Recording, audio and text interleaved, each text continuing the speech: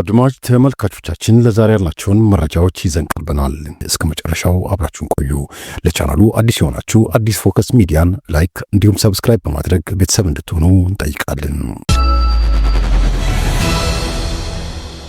በላስታ ድብቆ ጋሽና ቀጠና በተደረገው ውጊያ ሬጂመንት መሪውን ጨምሮ በርካታ ያገዛዙ ሰራዊት ሙትና ቁስለኛ ሆነው የአማራ ፋኖ ብሔራዊ ኃይል ወሎ ቤተ አማራ ላስታ ሳምነው ኮር ውባንታ ባተ ክፍለ ጦር ስር በአርበኛ ማረጉ አስፋው የሚመራው የዋክሽም አድማሱ ሻለቃ ተወርዋሪ ፋኖዎች በብልጽግና ሰራዊት ላይ ከባድ ሰብአዊና ቁሳዊ ኪሳራ አድርሰዋል። በላስታ ጄኔራል አሳምነው ጽጌ ኮር ውባንታ ባተ ክፍለ ጦር ስር የሚገኘው የዋክሽም አድማሱ ሻለቃ ግንቦት 30 2017 ዓ.ም ከጠዋቱ 2 ሰዓት ጀምሮ መነሻውን ጋሽና ከተማ አድርጎ የተንቀሳቀሰ አንድ ሬጂመንት የአገዛዙ ጦር ቆላ አቃት ሲደርስ ደፈጣ በመያዝ ከ7 በላይ ሙትና 3 ቁስለኛ ያደረጉ ሲሆን ይህንን አንድ ሬጂመንት የታፈነን የጠላት ኃይል ለማስለቀቅ በመቄት አድርጎ የመጣን የአገዛዙ አድማ ብተናና ሚሊሻ ቀኛዝማች ቦጋለ ሻለቃ አባተ አርበኞችና የዋክሽም አድማሱ ሻለቃ ቃኞች በሌላ አቅጣጫ ከለላና መከታ በመስጠት የአገዛዙን ጦር ጫካ የበተኑ ሲሆን ሰራዊቱም ዲሽቃውን ነቅሎ እግራ አውጭኝ ብሎ የመፈርጠጡን እንዲሁም አቃትና አርቢት ዘልቀው በመግባት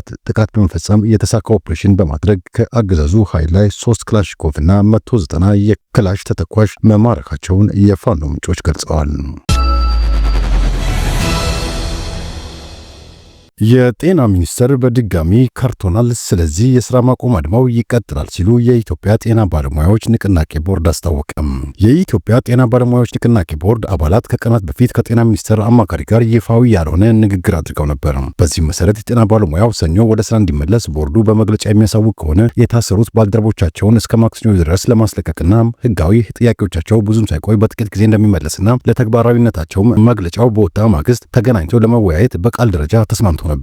ይሁንና ለዚህም 10 ባለሙያዎችን ለውይይት አዘጋጅተን ነበር። የታሰሩ ባልደረቦቻችን በልባችን በመያዝና መልካም ፍቃድና ኃላፊነት ለማሳየት ከሰኞ ጀምሮ ወደ ስራችን መመለሳችንን በማስታወቅ መግለጫ በማውጣት ጥያቄያቸውን አክብረናል የሚለው ዛሬ ቦርዱ ያወጣውና በደረሰን መረጃ መሰረት ንቅናቄው መግለጫውን ይፋ ባወጀ ማግስት ሚኒስቴር መስሪያ ቤቱ አቋሙን ሙሉ በሙሉ ቀይሮታል ብለዋል።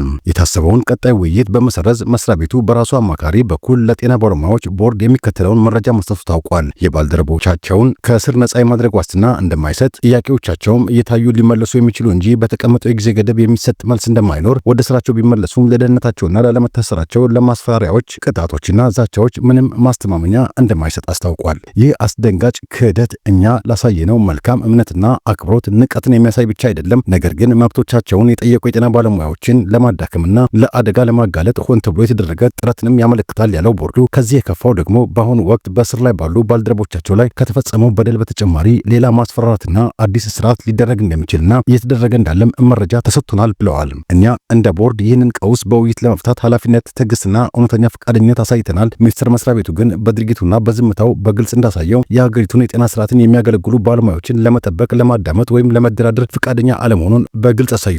ስለዚህ በመላ ሀገሪቱ የምትገኙ የጤና ባለሙያዎች ይህንን ጥሪ እናቀርባለን በማለት የስራ ማቆም አድማው እንዲቀጥል ጥሪ አቅርበዋል።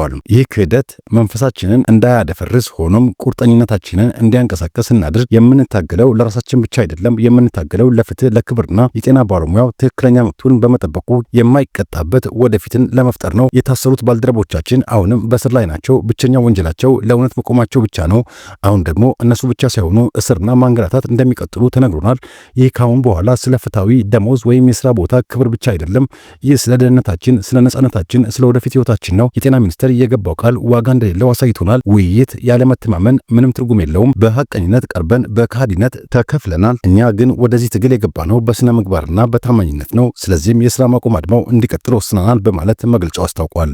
አክሎም በእኛ ጥሪ መሰረት ሰኞ ስራ ልትጀምሩ ያሰባችሁ ውድ ባልደረቦቻችን ከላይ በዘረዘርናቸው መከዳቶች ምክንያት የተነሳ ስራ ከመጀመር እንድትቆጠቡ አክብረን እናሳስባለን ብሏል። የኢትዮጵያ ሰብአዊ መብት ኮሚሽን የተዛባ ሪፖርት ያወጣ ነበር ሲሉ ጠቅላይ ሚኒስትር አብይ አህመድ ወቀሱ።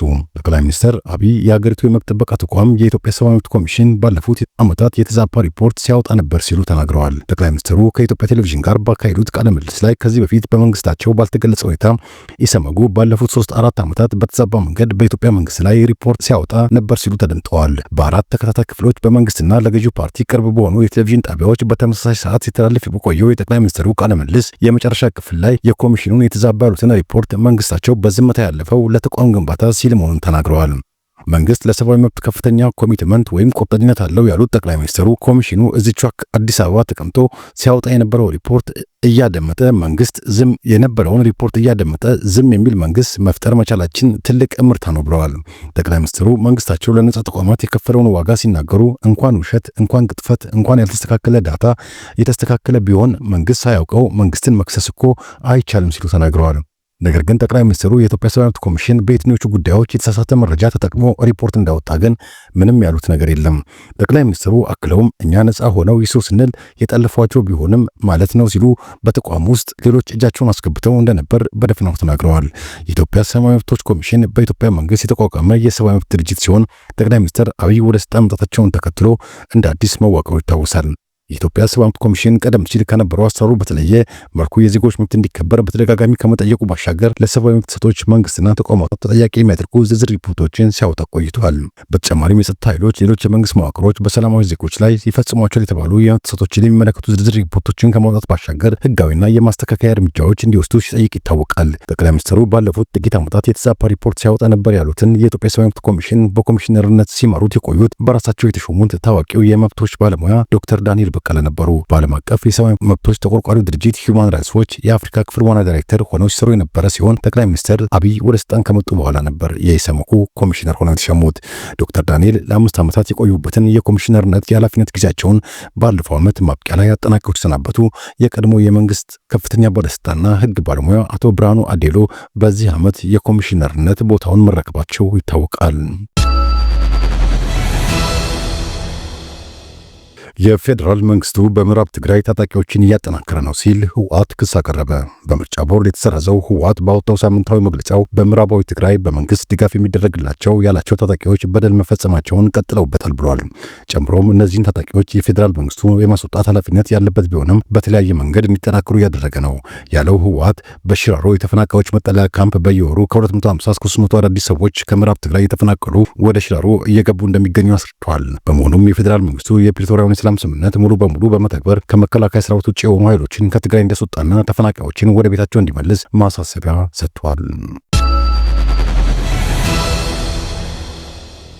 ፕሬዚዳንት ዶናልድ ትራምፕ 2000 የብሔራዊ ዘብ ጠባቂዎችን ወደ ሎስ አንጀለስ አሰማርተዋል። ፕሬዚዳንቱ ይህን ያደረጉት ሰነድ አልባ ነዋሪዎችን የማሰር ዘመቻን ተከትሎ ለተነሳው ተቃውሞ ምላሽ ነው። የአካባቢው ባለስልጣናት ተቃውሞውን መቋቋም ተስኗቸው ያሉት ፕሬዚዳንት ትራምፕ የፌዴራል መንግስት ችግሩን መፍታት ባለበት መንገድ ይፈታልን ብለዋል። የካሊፎርኒያ ስቴት ገዢ የሆኑት ጋቪን ኒውሶም የትራምፕ እርምጃ ውጥረቶችን እንደሚያባብስ ተናግረዋል።